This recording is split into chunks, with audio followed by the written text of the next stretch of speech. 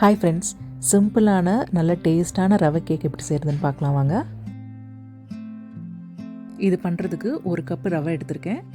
1/3 cup சர்க்கரை சேர்த்துக்குங்க. 1/3 cup தயிர், அப்புறம் ஒரு டீஸ்பூன் வெனிலா எசன்ஸ், 1/4 கப்பு உருக்குன வெண்ணெய் சேர்த்து லைட்டாக கலந்துக்கங்க. ஒரு டீஸ்பூன் பேக்கிங் பவுடர் சேர்த்துப்போம்.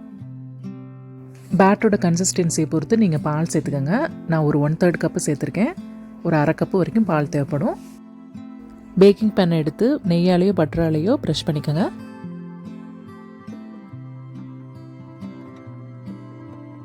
பேட்டர் சேர்த்துட்டு பேக் பண்ணிக்கோங்க. சுகர் சிரப் ரெடி பண்ணுறதுக்கு ஒரு கப் சுகர், ஒரு கப்பு தண்ணி, அப்புறம் ஒரு டீஸ்பூன் பட்டைத்தூள் சேர்த்துக்கோங்க. எந்த பக்கமும் தேவையில்லை, ஜஸ்ட்டு சுகர் கரைஞ்சா போதும். எனக்கு 40 நிமிஷம் ஆச்சு. நல்லா வெந்து ரெடி ஆகிருக்கு. இப்போ நம்ம சுகர் சிரப்பை இது மேலே சேர்த்துக்கலாம்.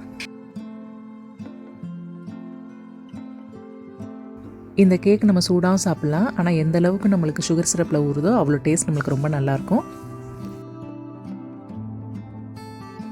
சிரப் நல்லா உள்வாங்கியிருக்கு. இப்போ நம்ம அதை பிளேட் பண்ணிடலாம்.